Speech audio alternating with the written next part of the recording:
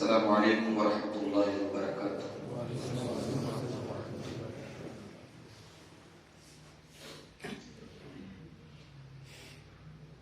الحمد للہ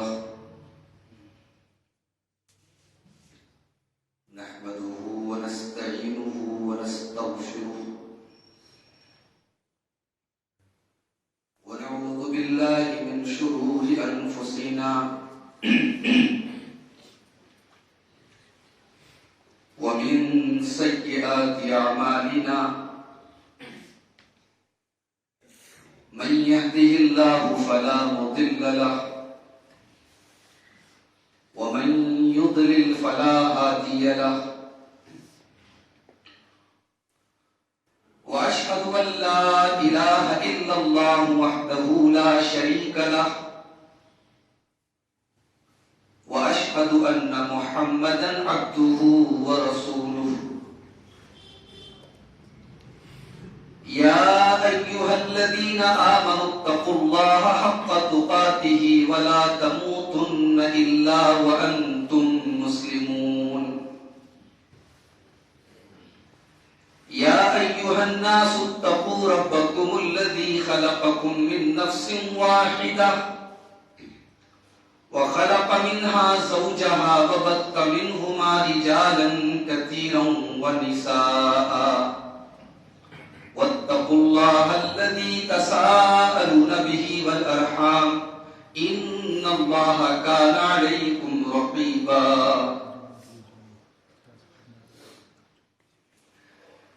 يا أيها الذين آمنوا اتقوا الله وقولوا قولا سديدا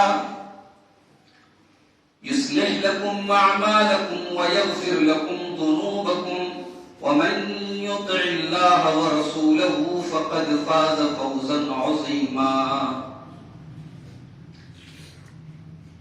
أما بعد فإن خير الحديث كتاب الله وخير الهدي هدي محمد صلى الله عليه وسلم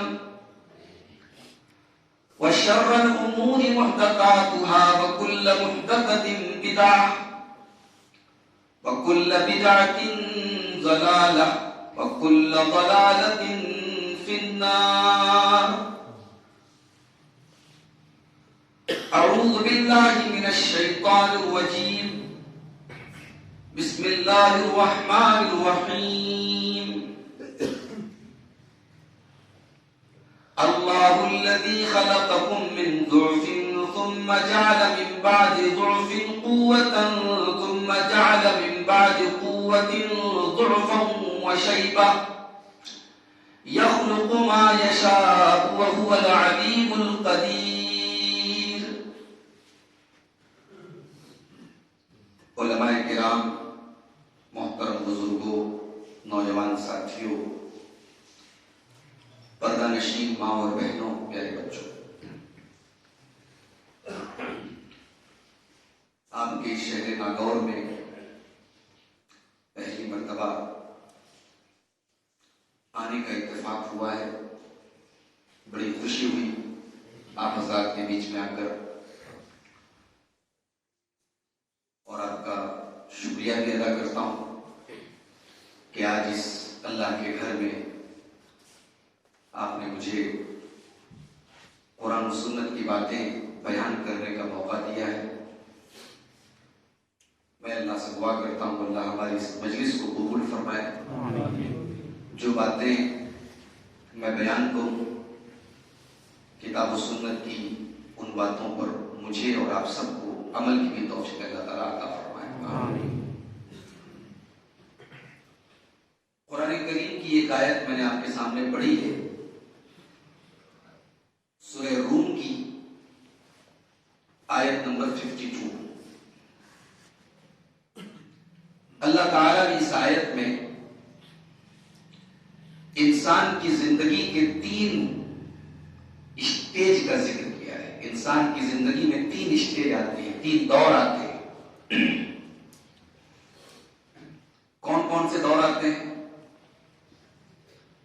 اللہ الذی خلقکم من ضعف، اللہ تعالیٰ نے تم کو کمزور پیدا کیا، یہ پہلا دور ہے، بچپن کا دور، کمزوری کا دور ہے۔ بچہ پیدا ہوتا ہے کمزور ہوتا ہے، دھیرے دھیرے اس کے اندر طاقت آتی ہے،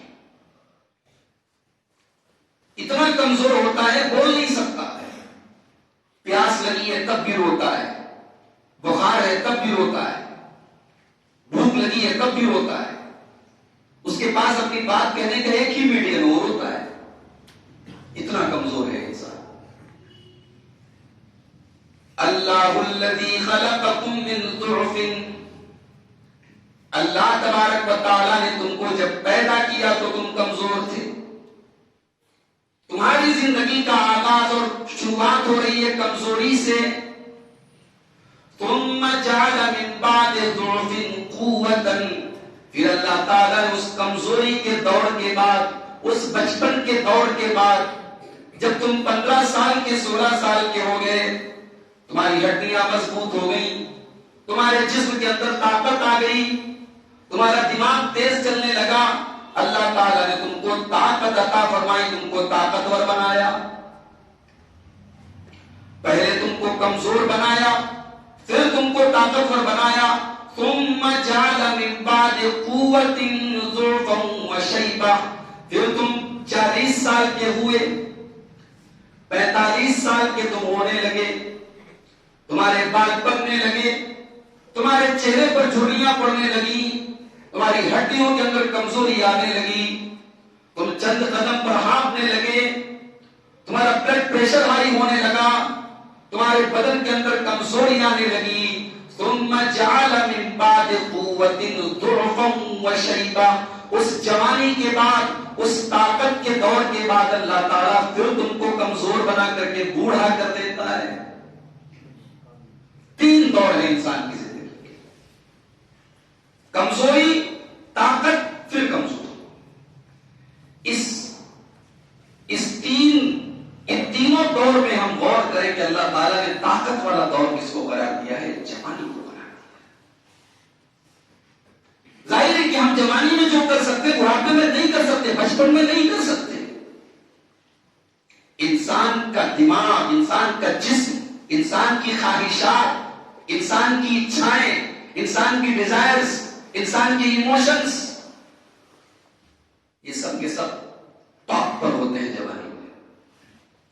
اسی لیے دنیا میں جو قوم کامیاب ہونا چاہتی ہے تو اس قوم کے نوجوانوں کا ایکٹیو ہونا ضروری ہے۔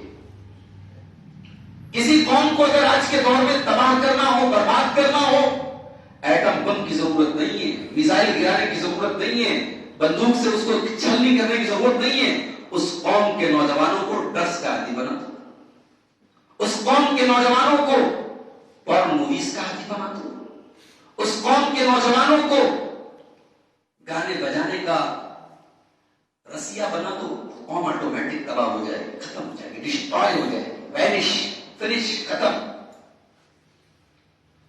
تو ہم اور آپ اس بات پر غور کریں کہ اللہ تعالیٰ نے ہمیں زندگی میں وہ جو دور تھا طاقت والا دور، وہ دور ہم میں سے ہر آدمی کو ملتا ہے، اس دور کا استعمال ہم اللہ تعالیٰ کو راضی کرنے کے لیے کتنا ہے۔ ابھی آپ شیخ محترم کی تقریر سن رہے تھے، نوجوانوں ہی کے تعلق سے شیخ بول رہے تھے، بڑی مشہور حدیث ہے، سینکڑوں مرتبہ آپ نے سنی ہے۔ اللہ کے پیارے نبی فرماتے ہیں کہ کل قیامت کے دن اللہ کی بارگاہ میں 7 ایسے خوش نصیب لوگ ہوں گے جن کو اللہ تعالیٰ اپنے عرش کا سایہ دے گا۔ ان 7 خوش نصیبوں میں اللہ کے پیارے نبی نے دوسرے نمبر پر کس کا نام لیا؟ وَشَابٌ نَشَأَ فِي عِبَادَةِ اللَّهِ، وہ 18 سال کا نوجوان لڑکا، وہ 20 اور 22 سال کا نوجوان لڑکا جس نے اپنی جوانی کو اللہ کی عبادت میں گزاری ہو۔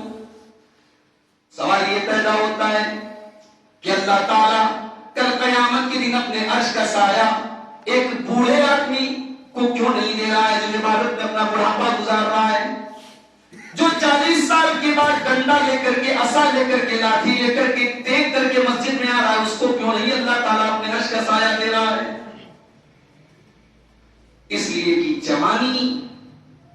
اور بڑھاپے کی عبادت میں بہت فرق ہے. جب انسان بوڑھا ہو گیا، جس کو کہتے ہیں نا پیٹ میں آنت نہیں، منہ میں دانت نہیں، خواہشات کمزور پڑ گئی، تو اب اگر وہ گناہوں سے بچ رہا ہے اور وہ مسجد کی طرف آ رہا ہے تو یہ بہت کمال کی بات نہیں ہے. کمال تو تب ہے جب ہر طرف اس کو بہکانے کی چیزیں موجود ہیں، گناہ کے چانسز اس کو مل رہے ہیں، گناہ کرنے کا موقع مل رہا ہے، بے حیائی ہے، بے پردگی ہے، زناکاری ہے، حرام خوری ہے، نشہ ہے، شراب ہے، ڈرگس ہے، مگر اللہ کا وہ بندہ ان سب چیزوں سے اپنے آپ کو بچا کے رکھتا ہے. یہ کمال ہے. کمال یہ ہے در جوانی توبہ کردن شیوے پیغمبری. جوانی میں توبہ کرنا یہ نبیوں کا، پیغمبروں کا طریقہ ہے.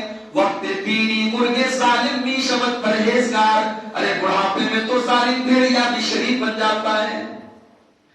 میرے پیارے نوجوان ساتھیوں، قرآن اٹھاؤ. قرآن کے اندر اللہ تعالیٰ نے قرآن کے 15ویں پارے میں پوری ایک سورت نازل کی. اس سورت کا نام ہے سورۃ الکہف.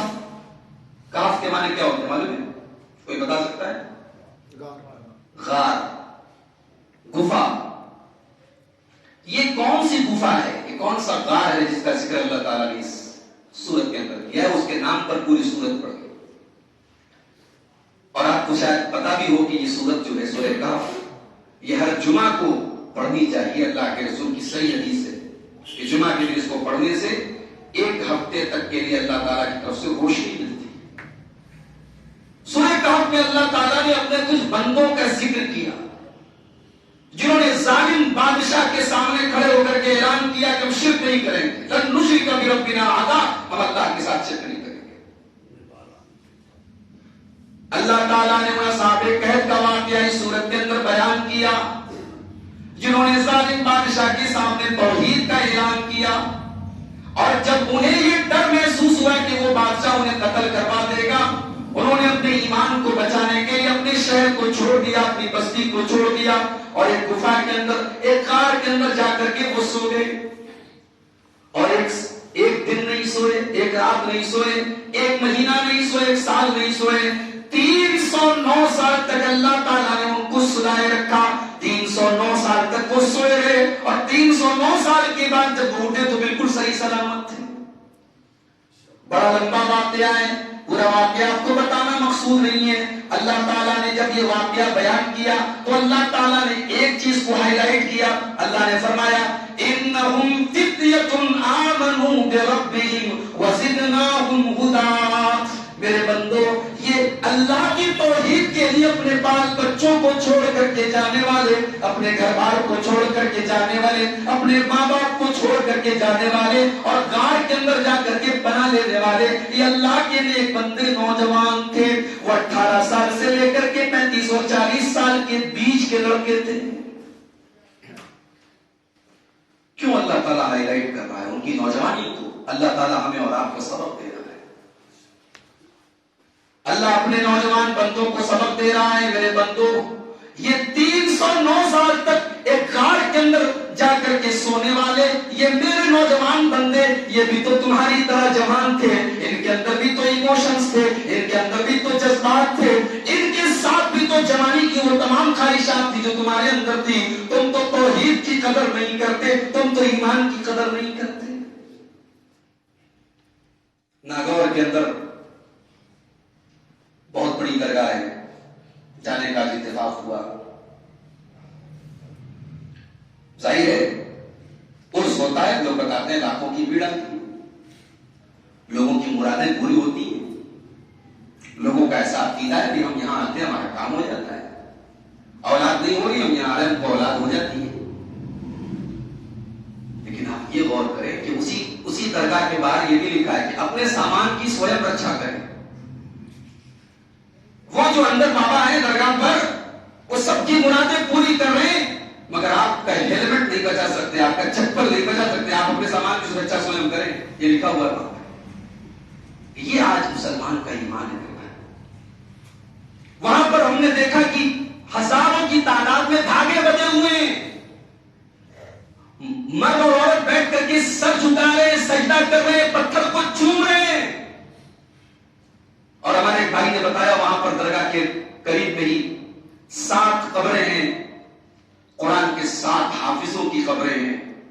لوگ جاتے ہیں، ایک قبر پر پتھر رکھتے ہیں اور پھر اس پتھر کو لے جا کے گھر میں پانی میں گھول لیتے ہیں، اس کو پی لیتے ہیں. کہتے ہیں ہماری میموری بہت بڑھ گئی، ہماری یادداشت بہت بڑھ گئی. یہ آج مسلمان کا ہوتا ہے، یہ مومن کا ہوتا ہے. میرے پیارے ساتھیوں، توحید کس چیز کو کہتے ہیں، ایمان کس چیز کو کہتے ہیں، آج ہمارے نوجوانوں کو پتہ ہی نہیں ہے. توحید کس چیز کا نام ہے؟ اگر یہ پتہ کرنا ہے تو اصحاب کہف کو دیکھو، جنہوں نے توحید کو بچانے کے لیے، ایمان کو بچانے کے لیے اپنا شہر چھوڑ دیا. توحید اللہ کی کتنی بڑی نعمت ہے، اس کا احساس کرنا ہے تو قرآن میں اس نوجوان کا واقعہ بھی دیکھو جس کو دنیا ابراہیم کے نام سے جانتی ہے. وہ ابراہیم جو اپنے باپ کو سمجھاتا ہے بڑے پیار سے، ابا جان یہ پتھر کے بت ہیں، یہ مورتیاں ہیں، یہ پتھر کے مٹی کے بت ہیں، آپ ان کی عبادت نہ کریں، یہ نفع نقصان کے مالک نہیں ہے. اپنے باپ کو پیار سے سمجھاتے ہیں اور باپ دھکار کر کے گھر سے نکال دیتا ہے. توحید کے لیے ہم نے کچھ قربان نہیں کیا ہے، ہم تو ریڈی میڈ مسلمان ہیں، ہمیں توحید کی قدر کہاں پر پتہ ہے. ابراہیم نے توحید کے لیے باپ کو چھوڑا، گھر کو چھوڑا، پھر اپنی قوم کو توحید کی دعوت دینے لگے.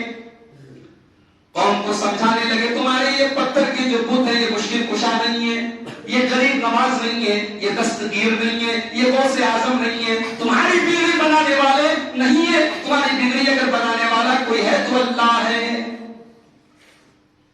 قوم کو بات سمجھ میں نہیں آئی.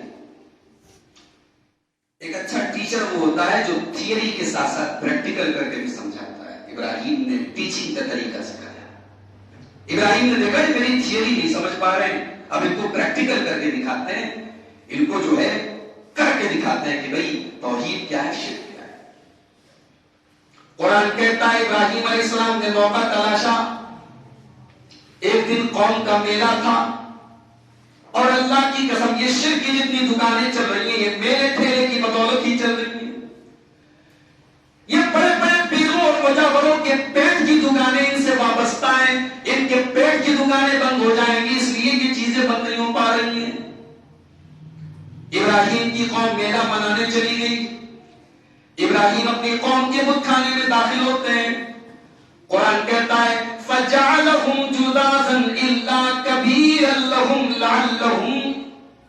لَعَلَّهُمْ يَرْجِعُونَ. ابراہیم نے اس بت خانے کے اندر جتنے بت رکھے تھے سب کو توڑ دیا، بڑے والے کو چھوڑ کر.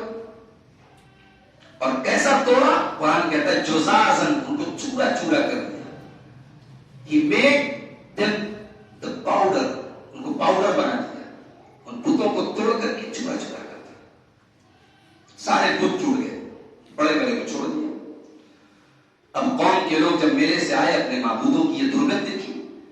قالوا من فعل هذا بآلهتنا، کس نے یہ گستاخی کی؟ قوم کے اندر کچھ لوگ کھڑے ہوئے کہنے لگے قالوا سمعنا فتى يذكرهم يقال له ابراہیم.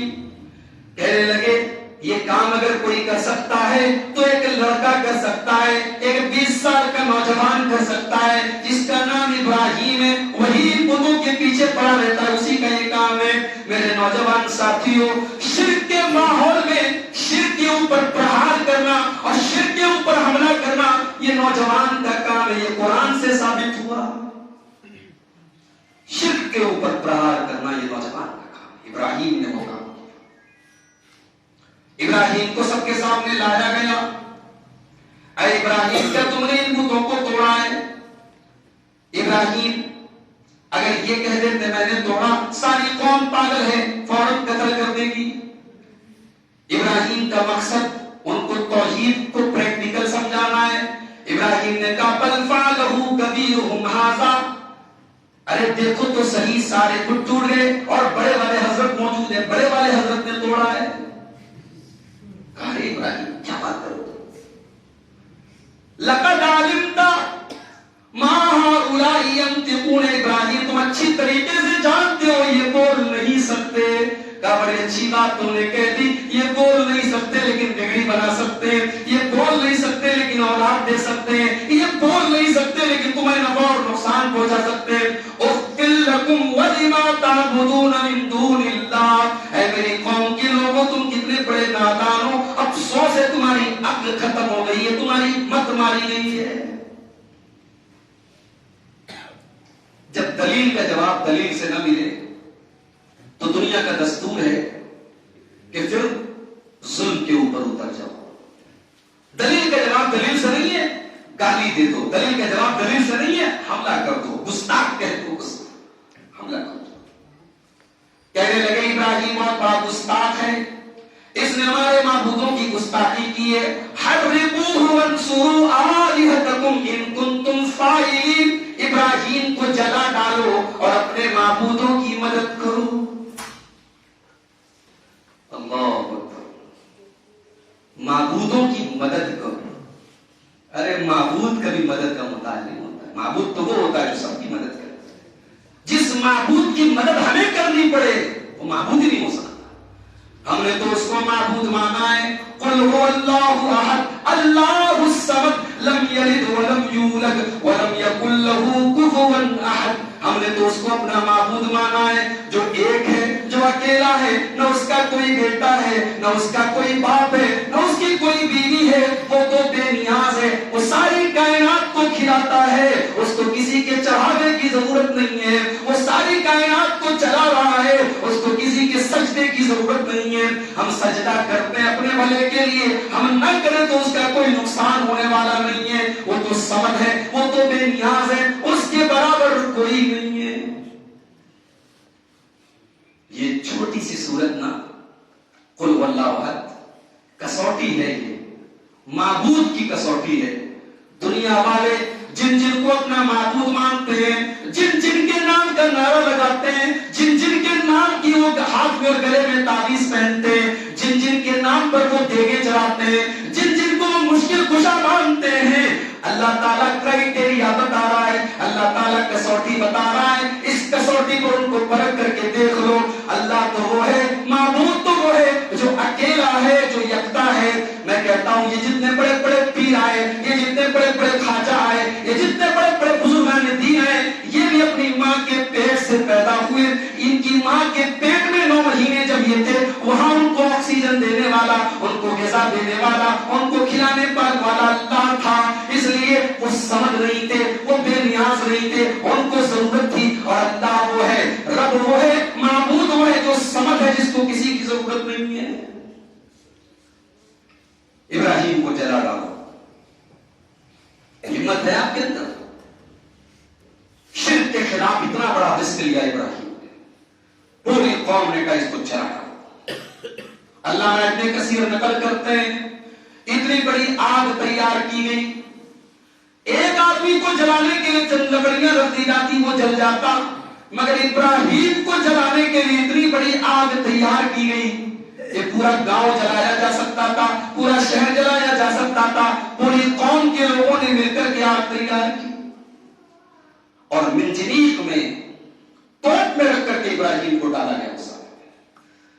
اور جب ابراہیم کو اس آگ میں ڈالا جا رہا تھا، ابراہیم کی پیشانی پر کوئی بل نہیں تھے۔ ہائے ہائے، توحید کتنا ہمتی بنا دیتی ہے، توحید کتنا بہادر بنا دیتی ہے۔ اور جو توحید کو سمجھتا ہی نہیں اس سے بڑا بزدل کوئی نہیں ہوتا، اور جو توحید کو سمجھے اس سے بڑا بہادر کوئی نہیں ہوتا۔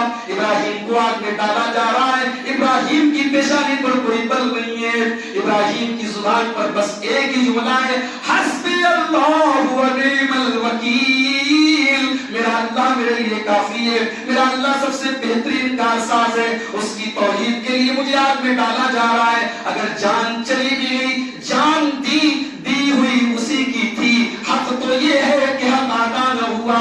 ابراہیم تو یہ سوچ کر کے مطمئن ہے کہ اگر آج اس آگ میں جل بھی گیا تو اللہ کی توحید کے لیے میں شہید ہو جاؤں گا، مگر اللہ نے اپنے خلیل کو جلنے نہیں دیا۔ ادھر ابراہیم آگ میں ڈالے گئے، ادھر اللہ نے خود ڈائریکٹ آگ سے کہا۔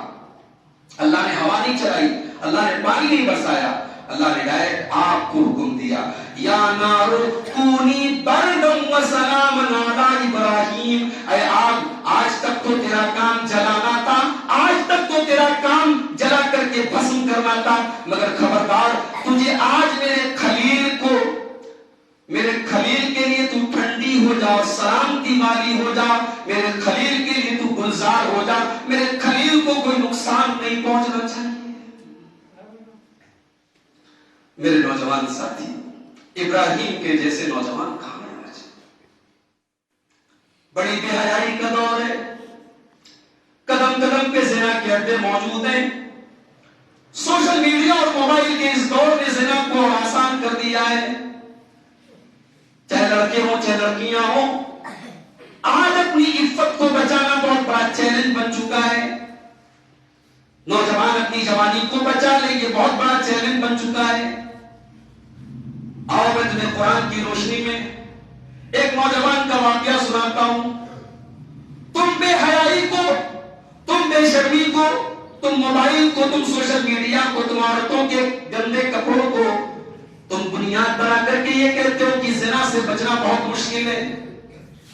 میرے پیارے ساتھیوں، کیا زنا سے بچنا اتنا مشکل ہو گیا ہے جتنا مشکل میرے اللہ کے بندے یوسف کے لیے تھا؟ کون یوسف؟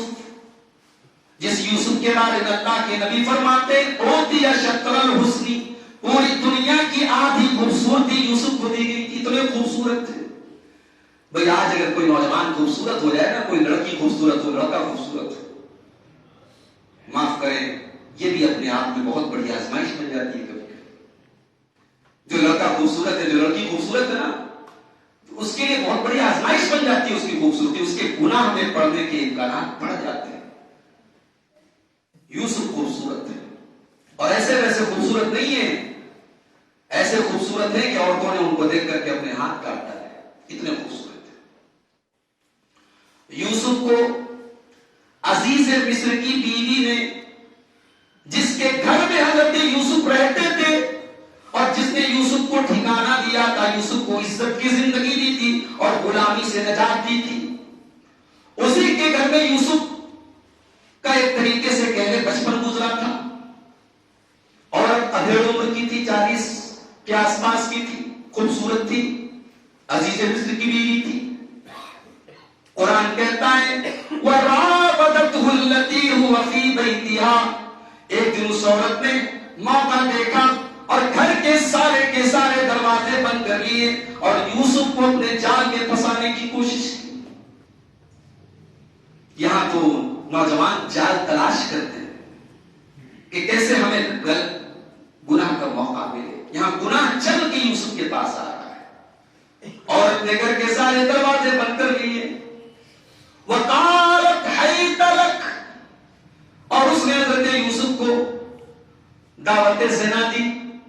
اس نے کہا یوسف بڑا اچھا موقع ہے، کوئی گھر میں ٹوکنے روکنے والا نہیں ہے، تو ہے میں ہوں، تو مرد ہے میں عورت ہوں، تو خوبصورت ہے میں بھی خوبصورت ہوں، تو جوان ہے میں بھی جوان ہوں، گھر کے سارے دروازے بھی میں نے بند کر لیے اور اے یوسف میں تجھے بلا رہے، آ جا میرے پاس آ جا۔ گناہ کرنے کے سارے چانسز یہاں موجود ہیں، کوئی سیکیورٹی کیمرہ بھی نہیں ہے، کسی پولیس والے کا ڈر نہیں ہے، کوئی شک کرنے والا بھی نہیں ہے، کیونکہ یوسف اسی گھر میں رہتے ہیں۔ یوسف اس کے غلام کے جیسے اپنی ملکہ کا حکم نہیں مانیں گے تو سزا کا بھی ڈر ہے۔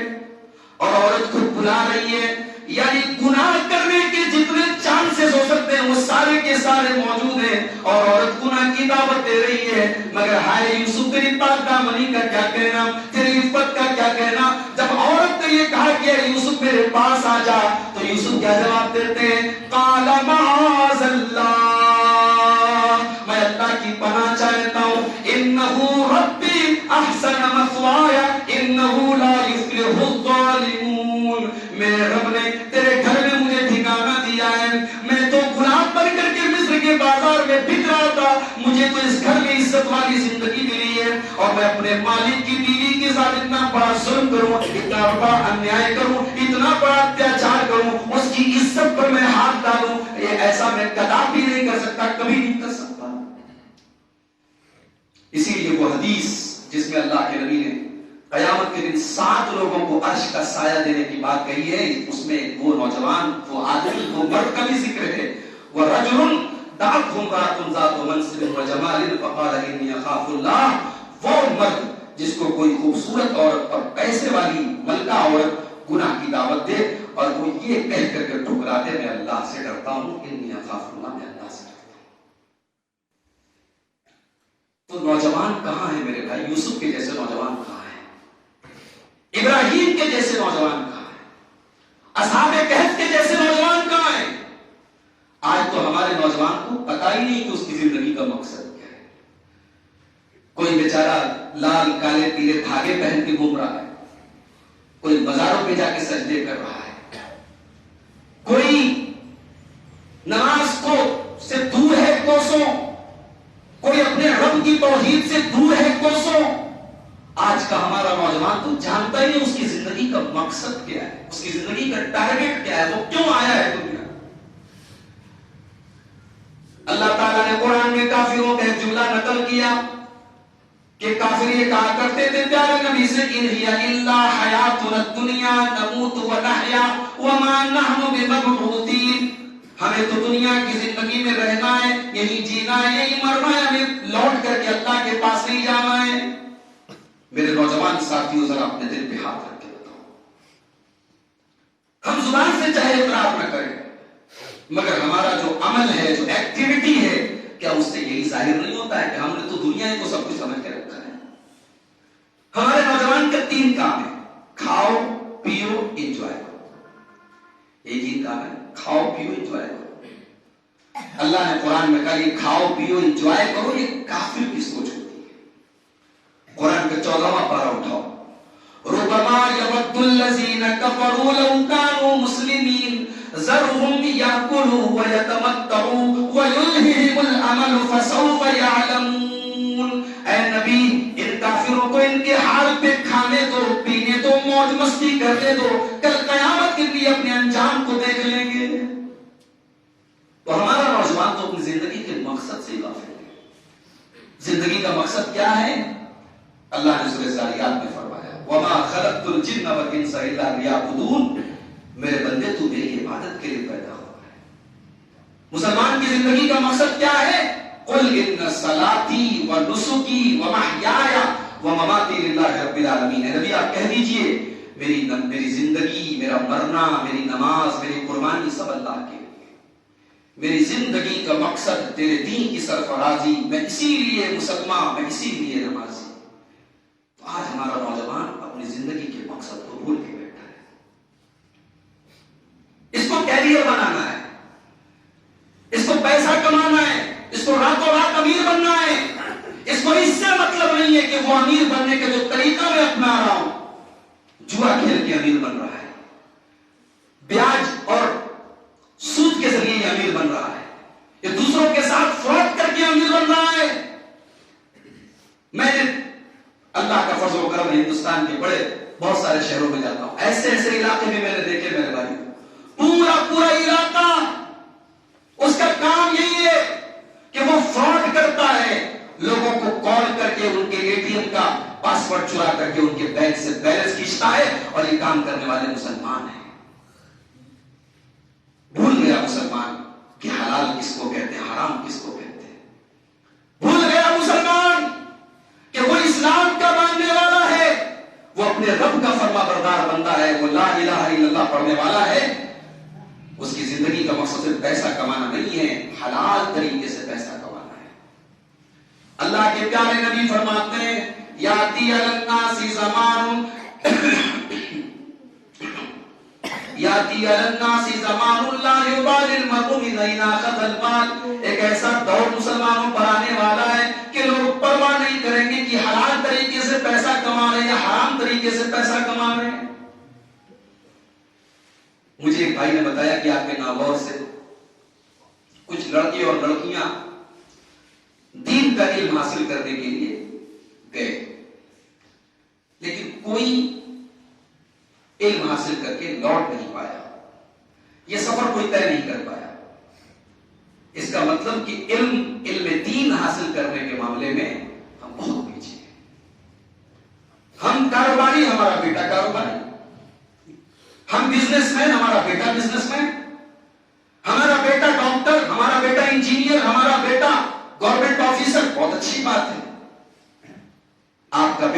دنیا میں ترقی کرے الحمدللہ بہت اچھی بات ہے بھائی.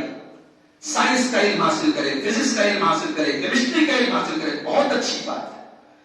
مگر قبر میں آپ سے سائنس کے سوالات نہیں پوچھے جائیں گے, قبر میں آپ سے کیمسٹری کے سوالات نہیں پوچھے جائیں گے, قبر میں آپ سے دین کا سوال کیا جائے. من رب کا, تیرا رب کون ہے؟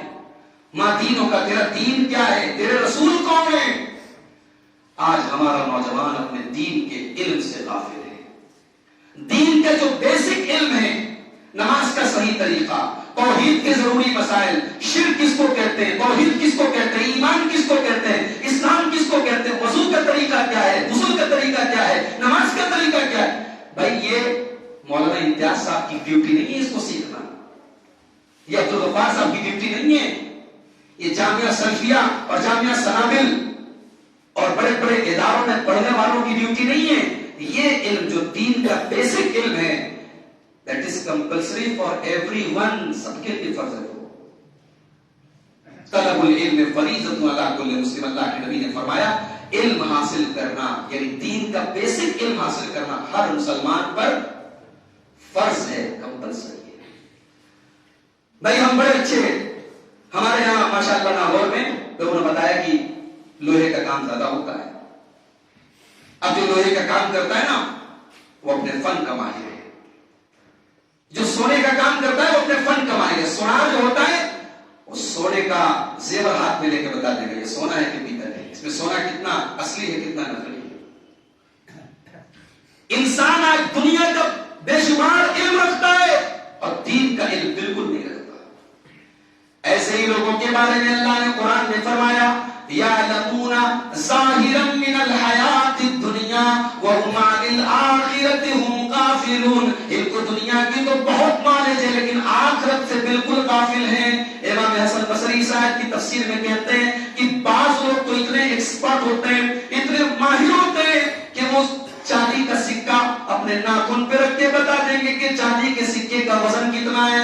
اتنے ماہر ہیں, اتنے ایکسپرٹ ہیں کہ چاندی کے سکے کو ناخن پہ رکھ کے وزن بتا دیں گے, لیکن 2 رکعت نماز نہیں پڑھ پائیں گے. 2 رکعت نماز آپ ان سے کہہ دیں, اگر میں آپ کو شرمندہ نہیں کرنا چاہتا, لیکن اگر میں واقعی میں آپ اللہ کے گھر میں بیٹھے ہیں, میں اگر صرف یہ سوال کروں کہ کتنے لوگوں کو جنازے کی نماز کی دعا یاد ہے, بہت کم ہاتھ اٹھے گا. جنازے کی نماز تو سب لوگ پڑھتا ہے نا, یعنی ہم اتنے بڑے بد نصیب ہیں کہ باپ کا جنازہ رکھا ہے, ہم کھڑے ہو کے جنازے کی نماز پڑھ کے باپ کی مغفرت کی دعا نہیں کر سکتے. لعنت ہے ایسی زندگی پر. ہم نے بلڈنگیں بنا لی, ہم نے مکان بنا لی, ہم نے پیسے کما لیے, مگر ہم سے بڑا غریب کون ہوگا, ہم سے بڑا مفلس کون ہوگا کہ اپنے باپ کے جنازے پہ کھڑے ہو کے مغفرت کی دعا نہیں کر سکتے. تو ہمارا نوجوان آج میرے بھائیوں علم دین سے دور ہے. مرد حضرات بھی دور ہیں اور لڑکیاں بھی دور ہیں, عورتیں بھی دور ہیں. عورتیں تو اور زیادہ دور ہیں. مولویوں نے فتوے دے کے رکھے ہیں, خبردار عورت مسجد میں نہیں جا سکتی. مجھے ہمارے بھائیوں نے بتایا کہ پورے ناگور میں سے پہلے حدیث کی 2 مسجدیں ہیں جہاں عورتوں کا جمعہ میں انتظام ہے. کوئی اور مسجد میں انتظام نہیں. مسجدیں ماشاءاللہ بڑی شاندار شاندار ہے. کیوں صاحب؟ صوفی حمید الدین صاحب کی درگاہ پہ جانے سے تو آپ نے عورتوں کو منع نہیں کیا, اجمیر شریف کے عرس میں جانے سے تو آپ نے عورتوں کو منع نہیں کیا, مارکیٹ اور بازار میں جانے سے تو آپ نے عورت کو منع نہیں کیا. عورت بازار جائے فتنہ نہیں ہے, عورت عرس میں جائے فتنہ نہیں ہے, عورت گھومنے پھرنے جائے فتنہ نہیں ہے, عورت مسجد میں آ جائے تو فتنہ ہے.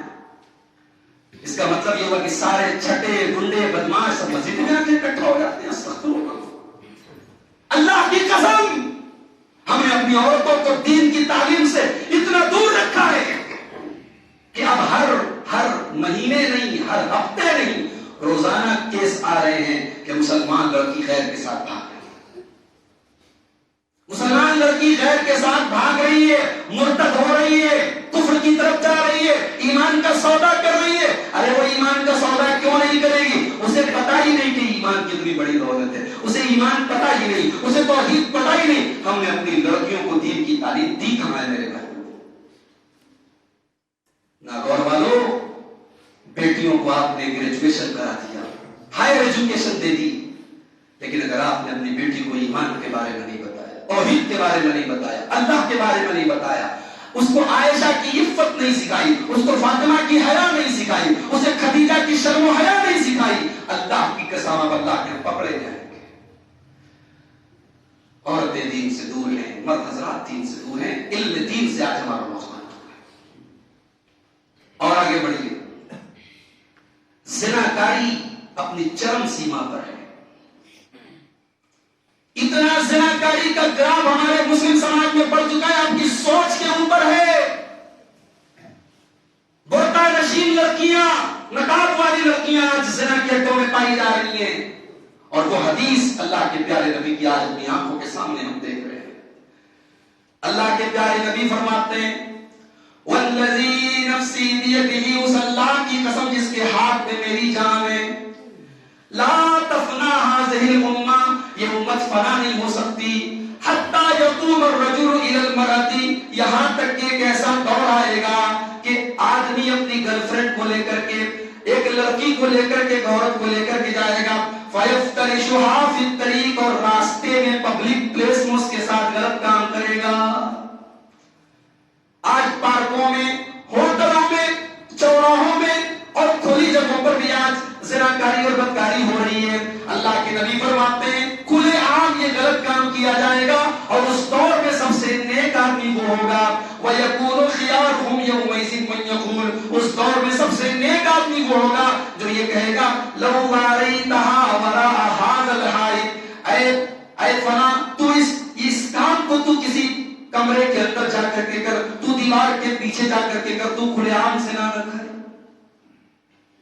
ایک زمانہ تھا پورے گاؤں میں، پورے علاقے میں اگر کسی کے بارے میں یہ سننے میں آ جاتا کہ فلاں وہ بدچلن ہے، وہ لڑکی بدچلن ہے، تو پورا سماج سے تھوکتا تھا۔ لیکن آج تو رشتے کا سمبل بن گیا، گرل فرینڈ اور بوائے فرینڈ کا کلچر بن گیا، انسٹاگرام ہے، واٹس ایپ ہے، فیس بک ہے۔ مسلمان لڑکی ہے، اس کے سینکڑوں دوست ہیں، مسلمان لڑکا ہے، اس کی سینکڑوں لڑکیوں سے دوستی ہے۔ اب آج زنا کرنا کوئی گناہ نہیں ہو گیا، اب زنا کرنا اسٹیٹس سمبل بن گیا۔ اللہ کے نبی فرماتے ہیں لَيَكُونَنَّ أَقْوَامٌ يَسْتَحِلُّونَ الْحِرَ وَالْحَرِيرَ، ایک ایسا دور آئے گا کہ لوگ ریشم کو حلال کر لیں گے، اور لوگ شرمگاہ کو حلال کر لیں گے، زنا کو حلال کر لیں گے۔ میرے پیارے نوجوان ساتھیوں، اپنے آپ کو اس برائی سے بچاؤ، اپنے نبی کی اس حدیث کو ہمیشہ اپنے سامنے رکھو، مَن يَضْمَنْ لِي مَا بَيْنَ لِحْيَيْهِ وَمَا بَيْنَ رِجْلَيْهِ، دو چیزوں کی تم مجھے گارنٹی دے دو، میں تمہیں جنت کی گارنٹی دیتا ہوں، تم زبان کی گارنٹی دے دو، تم شرمگاہ کی گارنٹی دے دو، میں تمہیں جنت کی گارنٹی دیتا ہوں۔ ہمارا نوجوان ایک اور بگاڑ میں مبتلا ہے، حیا ختم ہو رہی ہے، لڑکیوں کے اندر سے بھی حیا ختم ہو رہی ہے، لڑکوں کے اندر سے بھی حیا ختم ہو رہی ہے۔ حیا کا اسلام سے بڑا گہرا تعلق ہے۔ اللہ کے نبی فرماتے الحیاء شعبۃ من الایمان، حیا is a branch of ایمان، حیا is a part of ایمان، حیا ایمان کا ایک حصہ ہے۔ حیا ہے تو ایمان ہے، حیا گئی تو ایمان گیا۔ اللہ کے پیارے نبی فرماتے ہیں الحیاء والایمان قرنا جميعا، حیا اور ایمان ایک دوسرے سے سمبندھت ہیں، ایک دوسرے سے اٹیچ ہیں، ایک دوسرے سے جڑے ہوئے ہیں۔ اگر حیا گئی تو ایمان گیا، ایمان گئی تو حیا، ایمان گیا تو حیا گئی۔ ہمارا نوجوان آج، ہمارے لڑکے، ہماری لڑکیاں آج حیا سے کوسوں دور ہیں۔ گھر کے اندر غیرت ختم ہے، شوہر کے سامنے اس کی بیوی ایسا کپڑا پہن رہی ہے جو نہیں پہننا چاہیے، شوہر کو کوئی فرق نہیں پڑتا۔ بھائی کے سامنے بہن ایسا کپڑا پہن رہی ہے جو نہیں پہننا چاہیے، بھائی کو کوئی فرق نہیں پڑتا، باپ کو کوئی فرق نہیں پڑتا۔ غیرت مر گئی ہماری، غیرت جس چڑیا کا نام تھا وہ چڑیا اڑ گئی ہمارے گھروں سے۔ ہمارا نوجوان آج بے حیا ہو گیا۔ ارے ہم تو اس نبی کا کلمہ پڑھنے والے ہیں جس نبی کے بارے میں حضرت ابو سعید خود ہی کہتے ہیں کہ اللہ کے پیارے نبی اتنی حیا والے تھے، اتنی حیا والے تھے، کان اشد حیاء من العذراء فی خدرها، ایک کنواری لڑکی جو پردے میں رہتی ہے، اس کنواری لڑکی سے بھی زیادہ شرم و حیا کا مادہ تھا جناب محمد رسول اللہ صلی اللہ علیہ وسلم۔ ارے ہم تو اس عثمان غنی کے ماننے والے ہیں کہ جو اتنے بڑے حیا والے تھے کہ پیارے نبی صلی اللہ علیہ وسلم بیٹھے ہوئے تھے اور آپ کا پیر کھلا ہوا تھا، آپ کی ران کھلی ہوئی تھی، آپ کو پتا لگا عثمان غنی آ رہے ہیں، آپ نے جلدی سے اپنے پیر کو ڈھانپ لیا۔ اما عائشہ نے پوچھا، اے اللہ کے رسول، کیا خاص بات تھی کہ عثمان غنی آیا تو آپ نے اپنے پیر کو ڈھانپ لیا؟ نبی نے فرمایا، عثمان وہ ہے جس سے فرشتے بھی حیا کرتے ہیں، کیا میں اس سے حیا نہ کروں جس سے فرشتے حیا کرتے ہیں؟ کہاں گئی عثمان والی حیا؟ کہاں گئی ہماری غیرت؟ ہم تو دیوس ہو گئے، بے غیرت ہو گئے، اور ایسے کپڑے آج ہمارے گھروں میں پہنے جا رہے ہیں بے حیائی والے، جو ہم اپنی بہنوں کو، اپنی بیٹیوں کو، اپنی بیویوں کو ہم لا کر کے پہنا رہے ہیں۔ شادی بیاہ میں ہمارے یہاں ایسے کپڑے پہنتی ہیں عورتیں، نیٹ والے کپڑے، پوری آستین نظر آ رہی، پوری پیٹھ نظر آ رہی۔ عام بات ہے، مسلمان کی شادی اور غیر مسلم کی شادی میں فرق نہیں کر سکتے آپ۔ اللہ کے پیارے نبی فرماتے ہیں، کل قیامت کے دن اللہ تعالیٰ 3 لوگوں کی طرف نہ تو دیکھے گا، نہ بات کرے گا، نہ ان کو پاک اور صاف کرے گا۔ کون ہیں 3 لوگ؟ نمبر 1، الآب لوالدیہ، اپنے والدین کو ستانے والا، والدین کو دکھ دینے والا، والدین کی آنکھوں میں آنسو لانے والا۔ والدین غلط ہو سکتے ہیں، والدین کا فیصلہ غلط ہو سکتا ہے، لیکن آپ کو یہ رائٹ اور ادھیکار نہیں کہ آپ والدین کے ساتھ ظلم کریں، والدین کے ساتھ بدسلوکی کریں۔ نہیں میرے بھائی، اللہ کی رحمت سے دور ہو جائیں گے اگر آپ اپنے والدین کی آنکھوں میں آنسو لے لیں گے۔ اللہ ہم سب کو اپنے والدین کی قدر کرنے کی توفیق دے۔ جن کے والدین زندہ ہیں، اللہ ان کو اپنے والدین کی خدمت کی توفیق دے۔ پہلی چیز نبی نے فرمایا، اپنے والدین کو ستانے والا۔ والمرأة المترجلہ، اور ایسی عورت کے اوپر بھی اللہ تعالیٰ رحمت نہیں فرمائے گا جو مردوں کی کاپی کرنے والی، مردوں کی نقل کرنے والی، مردوں کے جیسی چال ڈھال رکھنے والی ہو، جس کا کپڑا مردوں کے جیسا ہو، جس کا بال مردوں کے جیسا ہو، جس کی بولنے کا اسٹائل مردوں کے جیسا ہو۔ اور نمبر 3، اللہ کے نبی فرماتے ہیں الدیوس، اور وہ بے غیرت آدمی جو اپنے گھر میں، اپنے پریوار میں بے غیرتی کو، بے حیائی کو برداشت کر لیتا ہو، ایسے بے غیرت کی طرف بھی اللہ تعالیٰ کل قیامت کے دن نہیں دیکھے گا۔ کیوں دیکھے گا بھائی اللہ تو وہ ہے کہ اس سے زیادہ غیرت والا کوئی نہیں، اس سے زیادہ غیرت والا کوئی نہیں۔ اسی لیے اللہ نے منع کیا ہے کہ میری دھرتی پر تم گندے کاموں کے قریب بھی مت جاؤ، میری زمین پر رہ کے تم گندے کام مت کرو، ولا تقربوا الفواحش، گندے کاموں کے قریب بھی مت جاؤ۔ وہ اللہ تو غیرت والا ہے۔ ہمارے نوجوان حیا سے دور ہو گئے، ہمارے نوجوان، آج بہت سارے نوجوان ایسے جن کو اللہ تعالیٰ نے جسمانی طور پہ طاقت دی ہے، ان کی باڈی وغیرہ اچھی ہے، جسم اچھا ہے، کیا بولتے وہ 6 پیک، کیا بولتے اس کو؟ پتہ نہیں، میرے بات تو نہیں ہے اس کو، کیا جسم کو مضبوط، اچھی بات ہے بھائی، 6 نہیں، آپ 8 پیک بنا لیں، مضبوط ہو جائیں، لیکن یہ آپ کی باڈی، آپ کا شریر، آپ کا جسم، یہ کسی پر ظلم کرنے کے لیے نہیں اٹھنا چاہیے۔ آپ کی طاقت کا استعمال اپرادھ کے لیے نہیں ہونا چاہیے۔ مسلمان کرمنل نہیں ہو سکتا، مسلمان اپرادھی نہیں ہو سکتا۔ آج ہمارا نوجوان اپرادھ کی دنیا کی طرف بھی جا رہا ہے، گنڈا گردی میں بھی اس کا نمبر آگے ہے۔ اللہ کے پیارے نبی فرماتے ہیں انصر اخاک ظالما او مظلوما، اپنے بھائی کی مدد کرو، تمہارا بھائی ظالم ہے تب بھی مدد کرو، تمہارا بھائی مظلوم ہے تب بھی مدد کرو۔ صحابہ نے پوچھا ہے اللہ کے نبی، ہمارا بھائی مظلوم ہے تو مدد کر سکتے ہیں، ظالم کی مدد کیسے کریں؟ آپ نے فرمایا ظالم کا ہاتھ پکڑ لو، ظالم کو ظلم کرنے مت دو، یہ ظالم کی مدد ہے۔ اللہ کے پیارے نبی فرماتے ہیں المؤمن القوی خیر وَأَحَبُّ إِلَى اللَّهِ مِنَ الْمُؤْمِنِ الضَّعِيفِ، اللہ تعالیٰ کو طاقتور مومن زیادہ پسند ہے۔ طاقتور بنو، اور دور اور حالات کے حساب سے طاقت بھی بدلتی رہتی ہے۔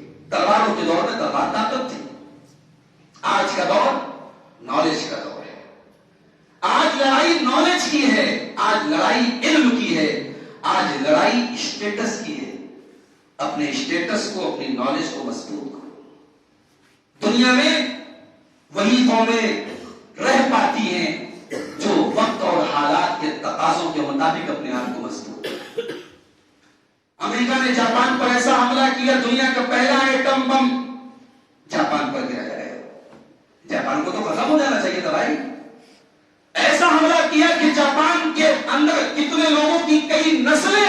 آج بھی اپاہج پیدا ہو رہی ہیں اس حملے کے اثر کی وجہ سے. مگر جاپان نے اپنے آپ کو اسٹیبلش کیا, کھڑا ہو گیا اور اتنا مضبوط کیا اپنے آپ کو کہ آج بھی ٹیکنالوجی کی دنیا میں جاپان کا اپنا ایک نام ہے. تو دنیا کی وہی قومیں سروائیو کرتی ہیں, دنیا کی وہی قومیں چل پاتی ہیں جو اپنی کمزوری سے اٹھنا سیکھ جائیں.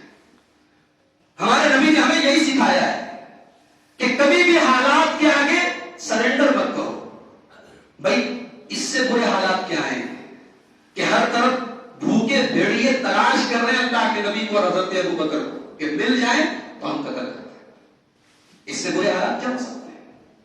اللہ کے پیارے نبی غار ثور میں اپنے یار غار حضرت ابو بکر کے ساتھ ہیں اور دشمن بالکل قریب آ گیا ہے اور حضرت ابو بکر کہتے ہیں کہ اللہ کے نبی اگر دشمن ذرا سا نیچے آ گیا تو ہم تو اریسٹ ہو جائیں گے, گرفتار ہو جائیں گے. لیکن اللہ کے نبی نے اپنی امت کو کیا تعلیم دی اس نازک, اس سینسٹیو مومنٹ میں, اس سینسٹیو سچویشن میں, اس کریٹیکل سچویشن میں اللہ کے نبی نے اپنی امت کو کیا تعلیم دی؟ آپ نے کہا اے ابو بکر ڈرو نہیں, اللہ ہمارے ساتھ ہے. کتنی بڑی بات ہے بھائی, اللہ ہمارے ساتھ. ہم لا الہ الا اللہ والے, اللہ ہمارے ساتھ ہے. تو اللہ ہمارے ساتھ کب ہے؟ جب ہم اپنے آپ کو مضبوط کریں. تو ہمارا نوجوان اپنی طاقت بنائے لیکن طاقت کا خبردار کبھی غلط استعمال نہ کرے. اور آگے بڑھیے. ہمارے نوجوان کی ایک پرابلم اور ایک بگاڑ اور ہے. مجھے ٹاپک دیا گیا تھا نوجوانوں کا بگاڑ. نوجوان کے اندر ایک بگاڑ اور ہے, اس کے پاس ٹائم بہت ہے. اتنا ٹائم ہے رات کو 2 بجے یہ واٹس ایپ پر چیٹنگ کر رہا ہے. اتنا ٹائم ہے کہ پب جی گیم کھیلنے میں 24 گھنٹے یہ ویست رہتا ہے. اتنا ٹائم ہے کہ انسٹاگرام اور فیس بک پر 24 گھنٹے لگا رہتا ہے. یہ ٹائم دنیا کی سب سے بڑی نعمت ہے یہ ٹائم. اور اسی لیے قرآن کی سب سے چھوٹی سورت میں اللہ تعالیٰ نے اس ٹائم کی قسم کھائی. والعصر, زمانے کی قسم. زمانہ کیا ہے؟ زمانہ ٹائم کا دوسرا نام ہے. اس ٹائم کی ویلیو کیا ہے؟ ایک سلف صالحین میں سے ایک بزرگ کہتے ہیں, سلف صالحین میں سے ایک اللہ کے نیک بندے کہتے ہیں کہ میں نے ایک برف بیچنے والے کو دیکھ کر کے سورہ عصر کا مطلب سمجھا تھا. اللہ تعالیٰ فرماتا ہے قسم ہے زمانے کی بے شک انسان گھاٹے میں, خسارے میں. وہ کہتے ہیں کہ ایک آدمی برف بیچ رہا تھا, صبح کو وہ برف بیچ رہا تھا, دوپہر ہو گئی ابھی بھی اس کے پاس برف باقی ہے اور برف دھیرے دھیرے پگھل رہا ہے. وہ آدمی جب دوپہر بھی گزرنے لگی اور برف نہیں بک رہا ہے تو وہ لوگوں سے کہتا ہے کہ لوگوں اس سے پہلے کہ میرا کیپٹل ختم ہو جائے, میری پونجی گل جائے, میری پونجی پگھل جائے, مجھ سے میرا برف خرید دو. میرے پیارے بھائیوں یہ ٹائم بھی تو ہمارے پاس اللہ کی امانت ہے. یہ ٹائم بھی تو برف کی طرح پگھل رہا ہے. ہم تو بڑے خوش ہو گئے, 2021 جا رہا ہے, 2022 آ رہا ہے, ہم تو نیو ایئر کی پارٹیاں منا رہے ہیں, ہم تو نئے سال کا جشن منا رہے ہیں, ہم تو خوش ہو رہے ہیں کہ ہماری زندگی میں ایک اور نیا سال آیا. تیری زندگی میں نیا سال نہیں آیا, تیری زندگی کی کتاب سے ایک پنا اور کم ہو گیا, تیری زندگی کی بک سے ایک پیج اور کم ہو گیا, تو اپنی موت سے ایک قدم اور قریب ہو گیا. ایک اور دیوار, ایک اور اینٹ گر گئی دیوار حیات سے, ایک اور اینٹ گر گئی دیوار حیات سے, اور نادا یہ کہہ رہا ہے نیا سال مبارک. تیری زندگی کی دیوار سے تو ایک اینٹ اور کم ہو گئی, تو اپنی موت سے اور قریب ہو گیا. اب تو اپنے ٹائم کو واٹس ایپ پر, فیس بک پر برباد کر رہا ہے. میرے بھائیوں سوشل میڈیا کا استعمال اسی حد تک کرو جس حد تک کرنا چاہیے. کسی بھی چیز کی زیادتی, بھائی کھانا کھاتے ہیں آپ, ضرورت سے زیادہ کھانا کھائیں گے بیمار پڑ جائیں گے, لیور خراب ہو جائے گا. آپ سوتے ہیں زیادہ سوئیں گے بدن خراب ہو جائے گا. آپ موبائل کا اور سوشل میڈیا کا اتنا زیادہ استعمال کریں کہ آپ نماز سے دور ہو جائیں. نماز کا ٹائم آپ موبائل میں لگیں گے. ارے کتنے تو اتنے بڑے بیوقوف ہیں کہ بیوی کو ٹائم نہیں دیتے, بچوں کو ٹائم نہیں دیتے. گھر میں رات میں آتے ہیں تو بیوی اپنا الگ موبائل لیے ہوئے, یہ میاں اپنا الگ موبائل لیے ہیں, بچے بیچارے سوئے ہوئے ہیں. صبح بچے اٹھتے ہیں, اسکول چلے جاتے ہیں, بچوں کو باپ کا پیار نہیں ملتا, بچوں کو ماں کا پیار نہیں ملتا. میرے بھائیوں اپنے بچوں کو جیتے جی یتیم مت بناؤ. اپنی زندگی میں اپنے بچوں کو کو یتیم مت بناؤ، اپنے بچوں کو ٹائم دو، اپنی بیوی کو ٹائم دو. اس موبائل کو اپنے بچوں کا، اپنے آپ کا قاتل مت بناؤ، اپنی بیوی کو اپنی زندگی میں بیوہ مت بناؤ، اپنے بچوں کو یتیم مت بناؤ. عربی کا ایک شاعر بڑی پیاری بات کہتا ہے، لیس الیتیم من انتہا ابواہ من حمل الحیات وخلفاہ ذلیلا. یتیم وہ نہیں ہے جس کے ماں باپ دنیا سے چلے گئے، یتیم وہ نہیں ہے جس کے ماں باپ دنیا سے چلے گئے. ان الیتیم هو الذی تلقى له ام تخلت او ابا مشغولا. ارے یتیم تو وہ ہے جس کی ماں کے پاس اس کے لیے ٹائم نہ ہو، جس کے باپ کے پاس اس کے لیے ٹائم نہ ہو. وقت کی قدر کرو، وقت آپ کی قدر کرے گا. میرے نوجوان ساتھیوں، وقت کو فضول برباد نہ کرو اور اپنے سنگ ساتھ پر توجہ دو. بری کمپنی، بری صحبت انسان کو برباد کر دیتی ہے. آپ ایسے لوگوں کے ساتھ رہیں گے جو شرک کر رہے ہیں، ان کی سنگت میں بیٹھیں گے، ٹھیک ہے آپ شرک نہیں کریں گے، مگر شرک سے اتنی نفرت بھی آپ کو نہیں ہوگی جتنی ہونی چاہیے. سگریٹ پینے والوں کے ساتھ آپ اٹھیں گے، بیٹھیں گے، ہو سکتا ہے کہ آپ بڑے مضبوط ہو، سگریٹ نہ پیئیں، لیکن سگریٹ سے جتنی نفرت ہوتی ہے اتنی نفرت آپ کو نہیں ہوتی. صحبت کا بڑا اثر ہوتا ہے، صحبت کا اتنا اثر ہوتا ہے کہ اللہ کے نبی نے فرمایا کہ بکری پالنے والے نرم مزاج ہوتے ہیں. السکینۃ فی اہل الوبر، بکری اور بھیڑا پالنے والے نرم مزاج ہوتے ہیں. والکبر والخیلاء، اور اونٹ پالنے والے ان کے اندر تکبر ہوتا ہے، کیونکہ اونٹ جو ہوتا ہے بڑا گھمنڈی جانور ہوتا ہے. تو اونٹ کے ساتھ رہتے رہتے اونٹ پالنے والا اونٹ کے جیسا ہو جاتا ہے، اور بکرے اور بھیڑے کے ساتھ رہنے والا بکرے اور بھیڑے کے جیسا ہو جاتا ہے. انسان کے اوپر صحبت کا اور کمپنی کا اور سنگت کا بڑا گہرا اثر پڑتا ہے. اس لیے میرے نوجوان ساتھیوں، اپنی سنگت پر توجہ دو اور غلط لوگوں کی سنگت پر مت دو. اسی طریقے سے خواہشات کے پیچھے مت بھاگو، اندھا دھند اپنی اچھاؤں کے پیچھے مت بھاگو. من آیا جو من آیا پی لیا، جو من آیا کھا لیا، جو من آیا سن لیا. ان السمع والبصر والفؤاد كل اولئک کان عنہ مسؤولا. کان سے کیا سن رہے ہو حساب دینا پڑے گا، آنکھ سے کیا دیکھ رہے ہو حساب دینا پڑے گا، دل اور دماغ میں کیا کیا چل رہا ہے اللہ سب دیکھ رہا ہے، حساب دینا پڑے گا. تو اپنی اچھاؤں کو کنٹرول کرو. قد افلح من زکاها وقد خاب من دساها. جس نے اپنے نفس کی حفاظت کی وہ کامیاب ہو گیا، اور جس نے اپنے نفس کی اچھاؤں کے پیچھے پیچھے چلتا رہا وہ برباد ہو گیا. حفت الجنت بالمکارہ وحفت النار بالشہوات. اللہ کے نبی فرماتے ہیں جنت میں جانا ہے تو بہت سا ایسا کام کرنا پڑے گا جو آپ کی اچھا کے خلاف ہے. بھئی آپ رات میں 2 بجے سوئے ہیں اور صبح فجر کی اذان ہو رہی ہے 5:50 پہ. اب اذان ہو رہی ہے الصلاۃ خیر من النوم کی آواز آ رہی ہے، سردی کا موسم ہے، آپ آرام سے رضائی میں کمبل میں لیٹے ہوئے. اب اچھا تو نہیں ہو رہی ہے کہ آپ اٹھیں، مگر اچھاؤں کو قربان کریں گے تب جنت ملے گی. اور اللہ کے کچھ بندے تو ایسے ہوتے ہیں، اللہ اکبر، ساری دنیا سو رہی ہوتی ہے، وہ اپنا آرام قربان کر کے اللہ کی بارگاہ میں روتے رہتے ہیں.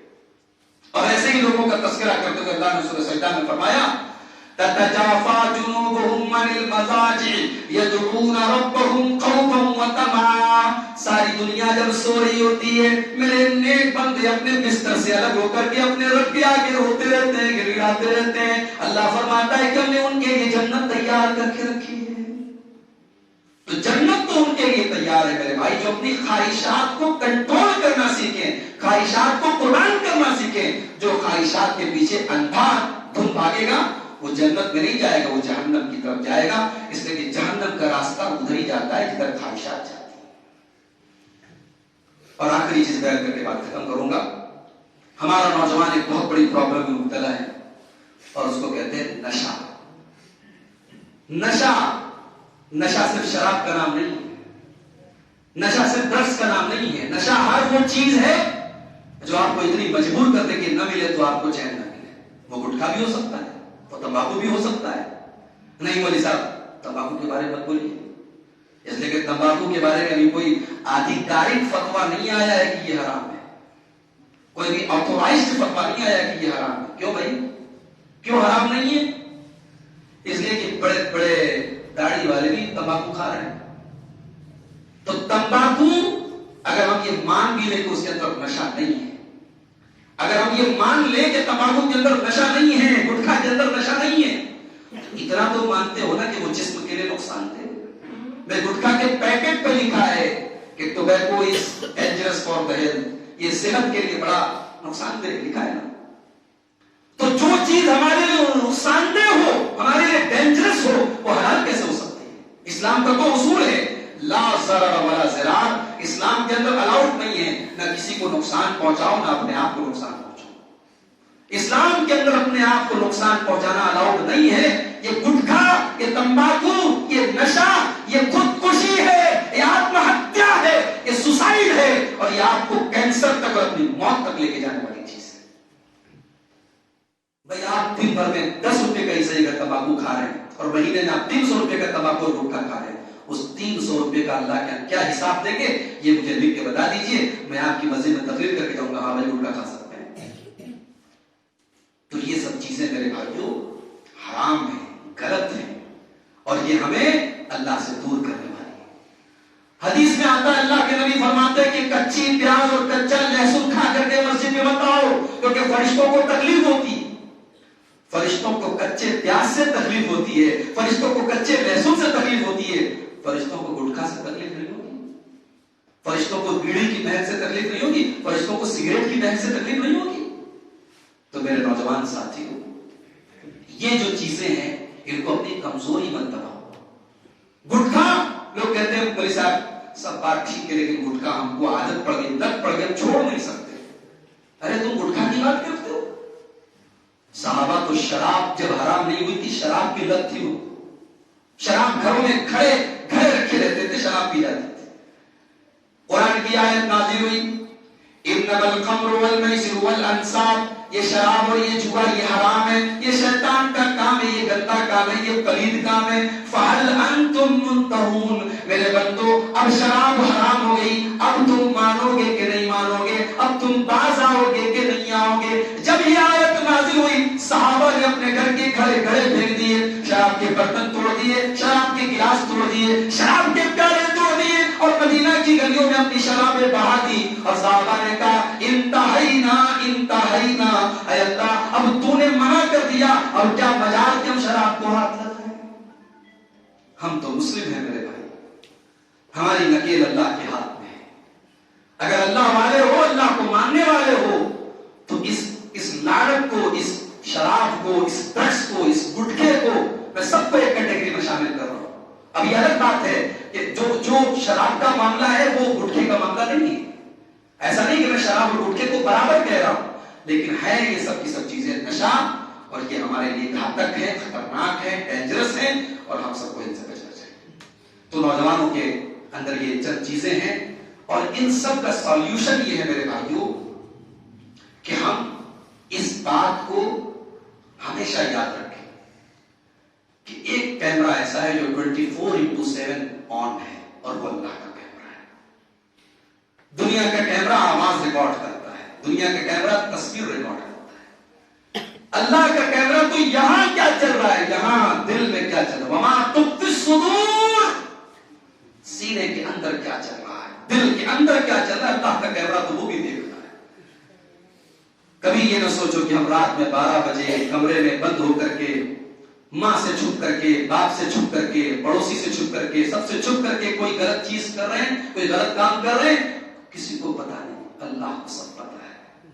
اور اللہ کے یہاں ہمیں انگلی سے کیے جانے والے ہر ٹچ کا حساب دینا پڑے گا۔ ہماری یہ انگلیاں کل قیامت کے دن بولیں گی ان سے ہم نے کیا کیا ٹچ کیا تھا، ہمارے بدن کے چمڑے بولیں گے، تشہد السنتہم، تمہاری زبانیں بولیں گی، تمہارے پیر بولیں گے، تمہارے ہاتھ بولیں گے، تمہارے چمڑے بولیں گے، قیامت میں گواہی دیں گے۔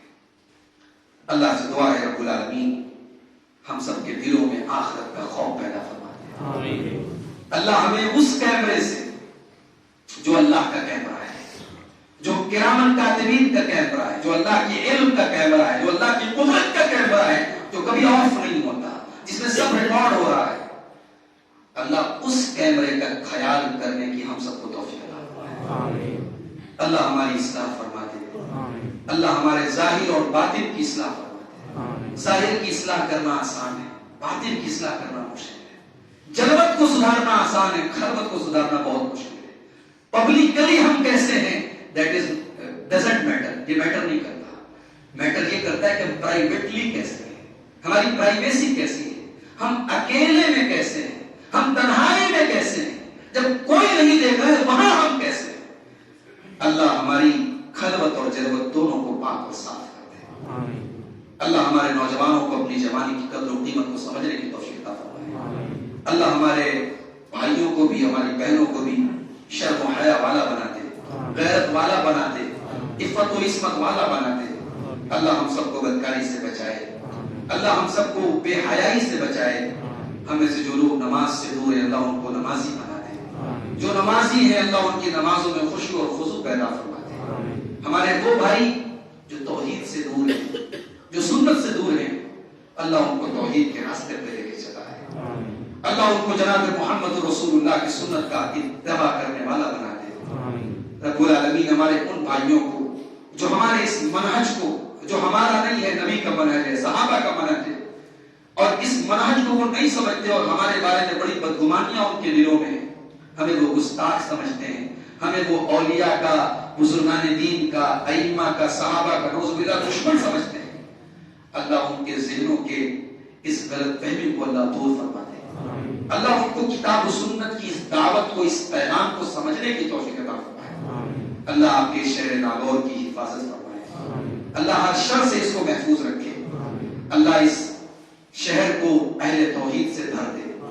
اللہ اہل توحید کو قوت و طاقت عطا فرمائے. اللہ ہر قسم کے شرک سے ہماری حفاظت فرمائے. مرتے دم تک ہم ایمان پر زندہ رہیں, توحید پر زندہ رہیں, اور توحید پر ہمارا خاتمہ ہو. اللہ ہم سب کو ہر مرض سے شفا عطا فرمائے. جو ہمیں روزگار سے پریشان ہیں, نوکری کے لیے پریشان ہیں, روزی روٹی کے لیے پریشان ہیں, اللہ ان کے لیے حلال روزی مہیا فرما دے. اللہ ہم سب کے رزق میں برکت نصیب فرمائے. اللہ ہمیں ہر وبا سے, ہر بیماری سے, ہر وائرس سے اللہ ہمیں محفوظ رکھے. اللہ ہم سب کو جب تک دنیا میں زندہ رکھے, اسلام پر زندہ رکھے, اور ہم سب کا خاتمہ ایمان پر ہو. آمین. وآخر دعوانا الحمدللہ رب العالمین. والسلام علیکم.